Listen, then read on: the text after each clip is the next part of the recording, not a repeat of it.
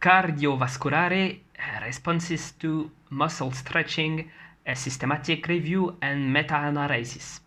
Pourquoi est-ce que j'ai fait un accent italien assez pourrave? Parce que j'ai l'étude, enfin ça s'appelle stretching vasculare. Et c'est une façon un petit peu con, hein, on va pas se le cacher, de faire une introduction au fait que pour avoir cette étude-là, je suis allé la demander au chercheur qui me l'a très gentiment donnée. Il est de Palerme en Italie. Et c'est un petit hommage que je lui rends parce que je trouve ça super sympa, les chercheurs qui acceptent. Il me l'a filé super rapidement. C'est un peu la semaine du stretching, hein, parce que je crois que je vais encore parler demain d'une étude sur le stretching par rapport aux muscles, justement. C'est une systematic review and meta-analysis. Donc, pareil, je ne l'ai pas évalué avec l'outil Hamstar 2 parce que ce qui est dit dedans, le quantitatif ne m'intéresse pas. C'est-à-dire que c'est enfin, c'est pas très contre-intuitif les comment dire les trouvailles qu'il y a dedans. Donc, comment dire, je ne pense pas que ça vaille le coup de l'évaluer avec l'outil Hamstar 2. Même si je pense, voilà, en toute transparence, hein, je n'ai pas vu, par exemple, d'analyse de là, je vais faire une petite recherche rapide dedans pour être sûr, mais il ne me semble pas l'avoir vu de quoi que ce soit. Voilà, ils n'ont pas fait d'analyse de biais de publication. Attends, non, je vais peut-être regarder.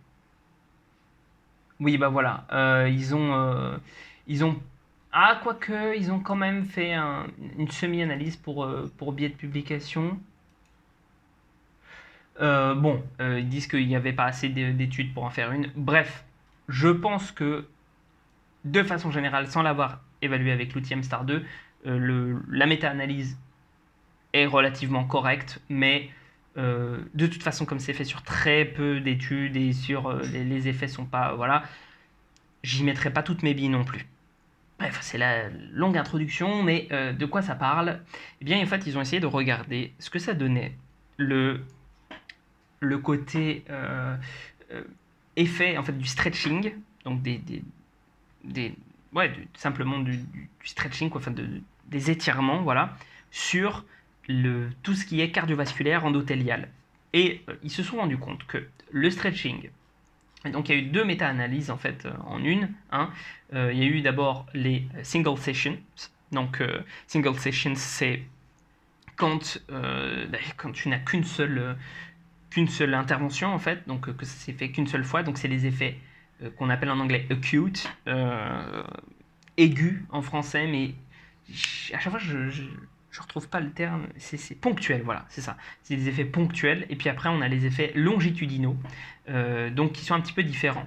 Donc sur les effets ponctuels du stretching, on a en moyenne moins de battements par minute de cœur, donc quand tu fais du stretching, voilà. Et pour ce qui est du coup des effets à long terme, on a moins 4, on a aussi une amélioration de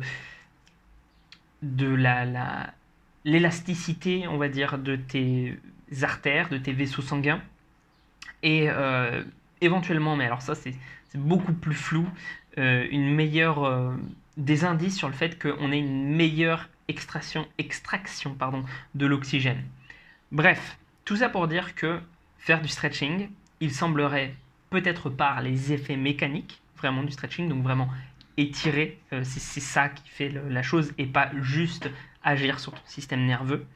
Il semblerait que ça améliore un petit peu ta santé au niveau de tes vaisseaux sanguins. Donc, c'est très intéressant parce que moi, par exemple, la théorie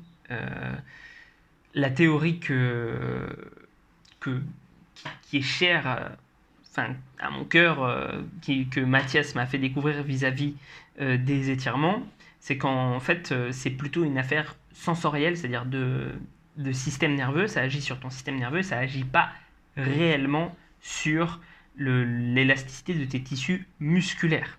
D'accord. C'est-à-dire que c'est pas parce que musculairement tu arrives à mieux étirer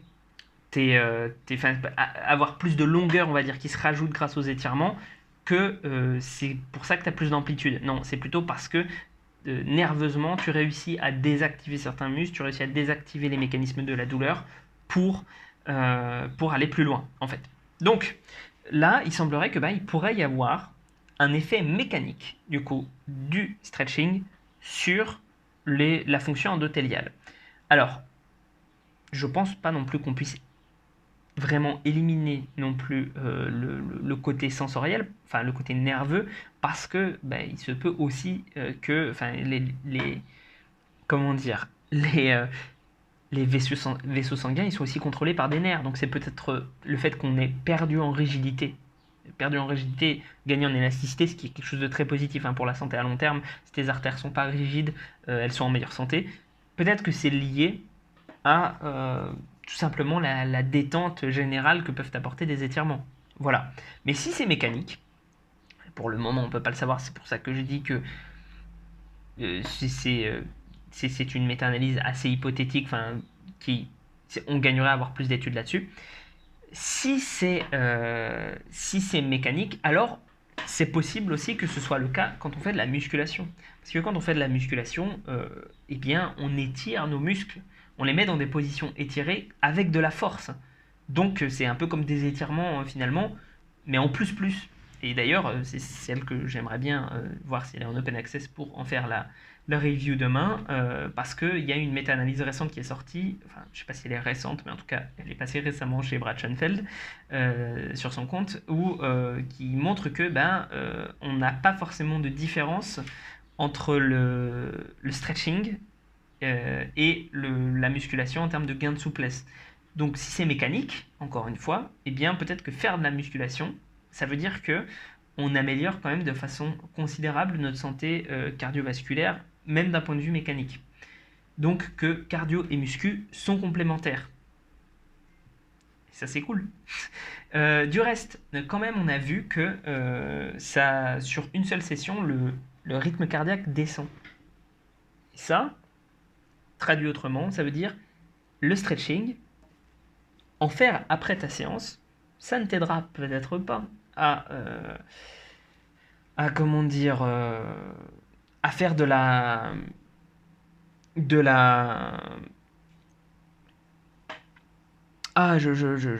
perds mes mots.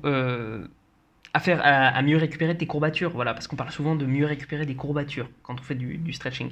Ça ne t'aidera pas à faire ça, mais ça pourra t'aider à enclencher ta récupération, à mieux récupérer de façon générale, et donc peut-être que en fait c'est positif de faire peut-être du stretching light après ta séance.